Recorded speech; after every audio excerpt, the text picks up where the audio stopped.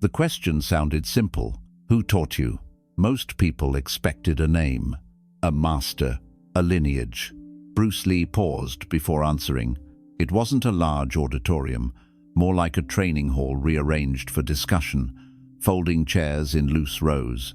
Senior students near the front, others along the walls, arms folded, watching. The air carried structure, not rigid, but layered. You could sense who had trained longer, who felt established, who was still proving themselves. The wooden floor had the faint scuff marks of years of footwork. Light from the high windows cut across the room in narrow bands. Dust hung in the air, visible only when someone shifted and disturbed it. No one was slouched carelessly. Even in stillness, there was posture, the kind that comes from habit, the kind that comes from wanting to be seen correctly. The man who asked the question wasn't aggressive. His tone was polite, controlled, but it carried a test, not a challenge, not disrespect, just measurement. Who taught you? A few heads turned. Someone straightened in their seat. Another leaned forward slightly. The question hung between them, like a thin wire pulled tight. In martial arts culture, that question maps hierarchy. It measures legitimacy. It defines whether your skill belongs to you or to someone before you. And most people in the room expected a name, a respected teacher, a lineage that could be traced back through time. That's how credibility usually travels, through ancestry, through endorsement, through affiliation. Bruce Lee didn't answer immediately. He looked at the man, calm, direct. His face didn't harden, didn't soften either. There was no sign that the question bothered him, but he understood it. Then he lowered his eyes, briefly, not searching, thinking. One hand rested loosely against the back of a chair. The other hung relaxed by his side. His shoulders weren't squared in defense. They weren't loose in dismissal. He simply stood. The silence stretched a little longer than comfortable. A chair leg scraped softly against the floor as someone adjusted their position. In the back row, a student shifted his weight from one foot to the other. The room wasn't noisy, but it wasn't still either. It was waiting. Some in the front row already had a name forming in their minds. They anticipated hearing it confirmed. A familiar story retold, a lineage reinforced. That would have settled the room quickly. It would have placed him exactly where tradition expected him to be. A continuation, a representative, a product of someone else's mastery. But he didn't move toward that answer. He let the quiet deepen. The questioner held his posture, hands clasped loosely in front of him, chin level, eyes steady. This wasn't hostility, it was evaluation. If Bruce named a master, the structure would remain intact. Authority would flow backward. It would anchor him safely within the established order. But if he didn't, that possibility lingered in the air.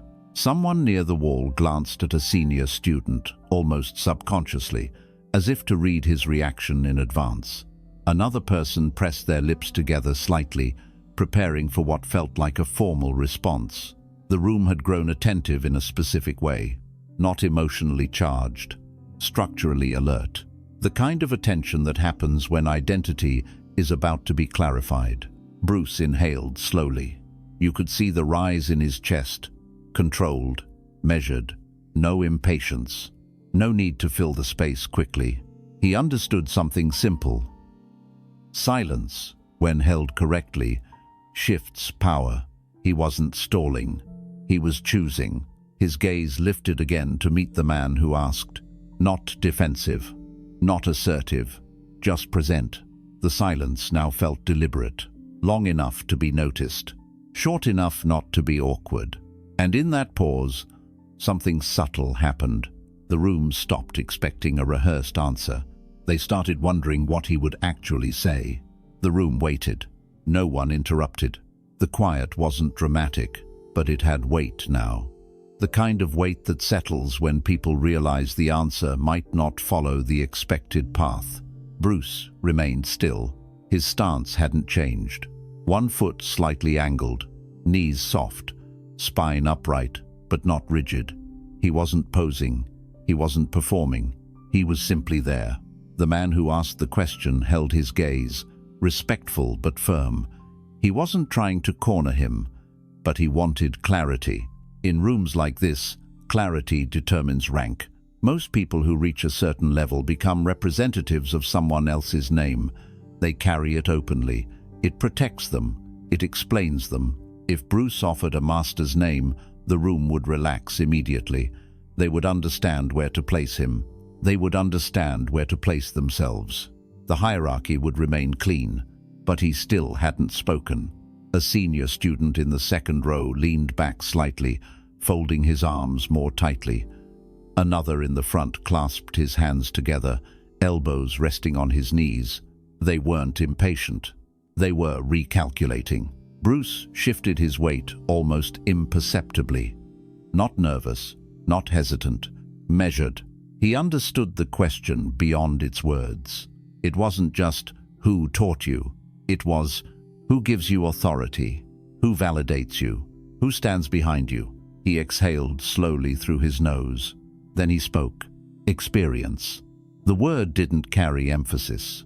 He didn't project it. He didn't underline it. He simply placed it in the room. It didn't satisfy the expectation. That was clear immediately. The questioner's eyes narrowed just slightly. Not in disagreement, in adjustment. A few people waited for him to continue. He didn't. The silence returned. But this time it felt different. Less anticipatory. More unsettled. After a few seconds, he added evenly, without change in tone, every mistake, every opponent. That was all. No explanation of philosophy.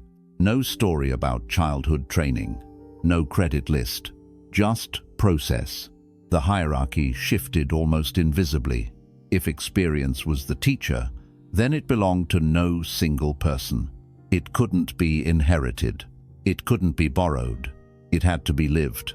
One of the students near the wall lowered his arms slowly. Another leaned forward, elbows resting on his thighs now, studying him more closely.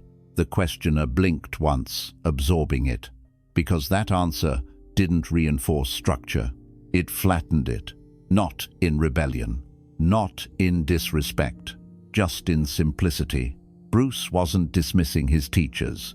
He was repositioning authority from lineage to practice, from name to repetition, from validation to lived consequence. Someone in the back shifted again, this time not from discomfort, from recognition. The room grew quieter than before, not because they were impressed, because they were thinking.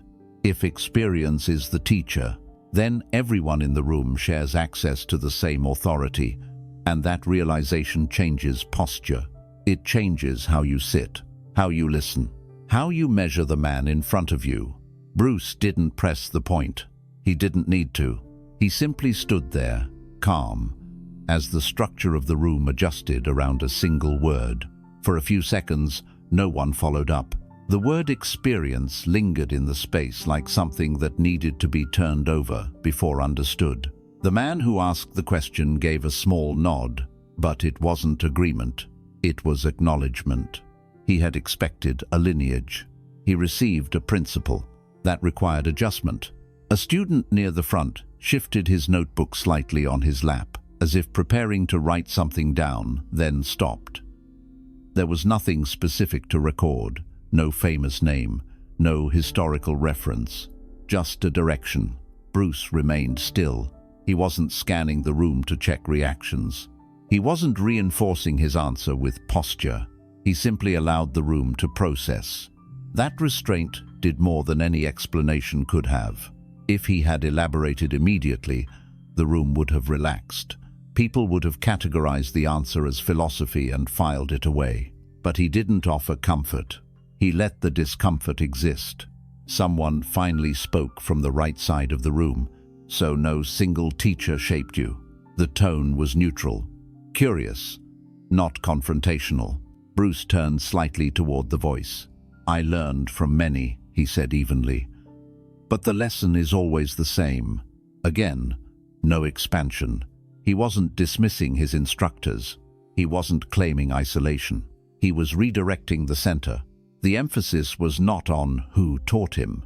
It was on what teaching becomes when it passes through you. That subtle distinction unsettled the old structure, because hierarchy is stable when authority flows from top to bottom, master to student, generation to generation. But when authority flows from experience, from direct engagement, it becomes decentralized. It becomes personal, and that shifts responsibility. The senior students in the front row no longer looked as certain in their posture, not weakened, just reflective. If experience is the teacher, then time spent training matters more than names attached to it. If mistakes are the teacher, then failure is not something to hide behind lineage. If opponents are teachers, then challenge is not disrespect, it's curriculum. None of that was said aloud, but it was implied, and implication is harder to argue with. The man who asked the original question lowered his clasped hands slightly. His stance softened. He wasn't defeated. He was recalibrated. The hierarchy he expected to confirm had shifted under his feet. Bruce had not rejected tradition. He had simply refused to lean on it. That's what changed the temperature in the room. Not rebellion. Independence. There's a difference. Rebellion pushes against authority. Independence stands without borrowing it. Bruce's tone never rose. His breathing remained steady. He didn't pace, didn't dramatize the moment. He let the simplicity of the answer carry its own weight. And slowly, the room adjusted. People sat differently now, less as evaluators, more as participants. Because if experience is the teacher, then everyone in that room shares the same source. No one is locked out of it. No one is guaranteed it. You earn it through repetition, through correction, through contact. The conversation that followed was quieter, more grounded. The next question wasn't about lineage. It was about training method, then about timing, then about application under pressure. The axis had shifted. The focus was no longer, who stands behind you? It was, what have you built? Bruce answered each question with the same economy. No performance, no elevation of himself, just clarity.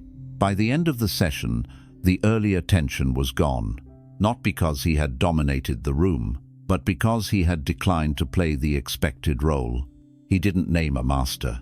He didn't defend a position. He didn't assert status. He named a process, and the room adjusted around it. By now, the energy in the room had changed. Not dramatically, subtly. At the beginning, people were sitting in layers, seniors near the front, newer students along the sides, observers near the back. There had been an invisible line separating experience from aspiration. Now that line felt thinner. No one had moved chairs, but posture had shifted. The man who first asked the question stepped slightly to the side, no longer standing as the focal point. His shoulders were relaxed. His curiosity remained, but the edge of evaluation was gone. He wasn't measuring Bruce anymore. He was listening. A student in the back, younger, hesitant earlier, raised his hand halfway, then lowered it again. The room didn't feel like a courtroom now. It felt like a workshop. Bruce stepped away from the chair he had been resting against and moved toward the center of the open floor. He didn't announce anything. He simply occupied space differently. That alone redirected attention. When you rely on a name, he said evenly, not looking at anyone in particular, you borrow strength. The sentence was calm, not critical, not defensive. When you rely on training, you build it. He stopped there. No lecture followed. He wasn't attacking lineage. He wasn't diminishing teachers. He was clarifying dependence. The room absorbed it quietly. Some of the senior students exchanged brief looks. Not disagreement, recognition, because they understood what it meant. A name can open doors, but it doesn't move your body for you. It doesn't correct your timing. It doesn't absorb impact. Only repetition does that. One of the students closer to the front shifted forward. elbows resting on his knees, more engaged now. "So experience is enough?" he asked. Bruce tilted his head slightly. "Experience is honest," he replied. That answer carried something sharper than before. Honest. Experience doesn't flatter you. It doesn't protect your ego. It doesn't care who taught you. If you mistime a movement, you feel it. If you hesitate, you pay for it. If you overreach, you are corrected immediately. That kind of teacher cannot be impressed. And that realization moved through the room quietly. The hierarchy that once felt vertical now felt practical. Less about who you came from, more about what you can do. Bruce walked a few steps across the floor, slow, unhurried. His presence wasn't dominating. It was contained. "You can respect tradition," he added, without hiding behind it. That was the closest he came to addressing the tension directly. No one challenged him. No one applauded. They simply adjusted. The questioner gave a small nod, not conceding, understanding, because Bruce hadn't dismissed teachers. He had repositioned them. Teachers introduce. Experience refines. Opponents reveal. Mistakes expose. And all of that belongs to the individual. The room no longer felt like it was evaluating his legitimacy. It felt like it was evaluating itself. That is a different atmosphere entirely. Someone in the back asked about sparring frequency. Another asked about correcting bad habits. Practical questions, grounded questions. The focus had moved from origin to execution. Bruce answered with the same economy as before. No dramatics, no branding of philosophy, just clarity. And with each answer, the earlier question, "Who taught you?" seemed less important, because the deeper answer had already settled into the room. Authority isn't inherited. It's accumulated, quietly, through contact with reality. And no one could argue with that without arguing with their own experience. The session began to wind down without anyone formally announcing it. There was no clear ending, just a gradual easing. People shifted in their seats. A few stood, stretching their legs. The earlier tension had dissolved into something steadier, more grounded. The original question, "Who taught you?" no longer hovered in the air. It had already done its work. Bruce moved toward the edge of the room, near the wooden wall where practice weapons were mounted neatly. He didn't claim a closing moment. He didn't summarize anything. He simply stopped speaking. That silence now felt different from the first one. Earlier, it had been charged with expectation. Now, it felt settled. The man who asked the question approached him again, this time without an audience's weight behind him. Up close, his tone was quieter. "I meant no disrespect," he said. Bruce nodded once. "I know." There was no tension in the exchange. No correction needed. The man hesitated, then asked, softer, "So the name doesn't matter?" Bruce considered that for a brief second.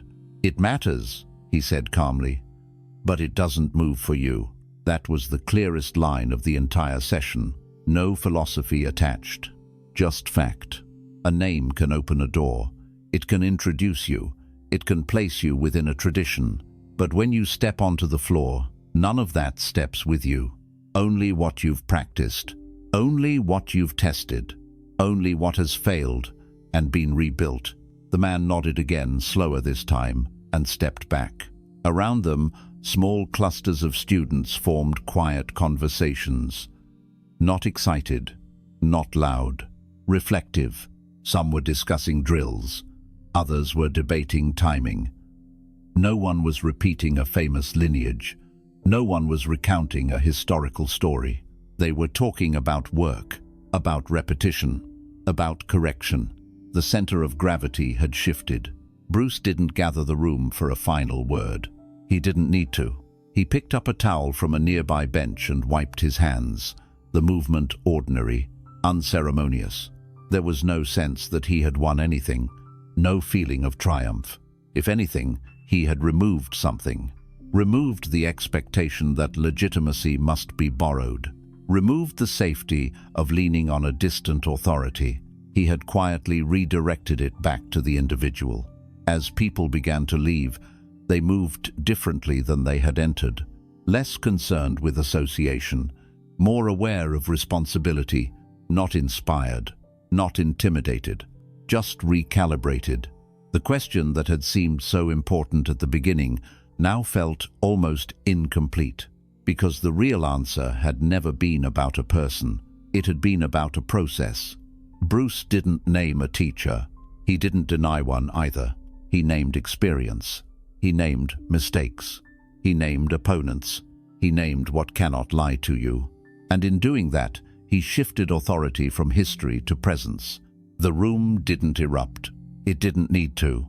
It adjusted, quietly, and that was enough.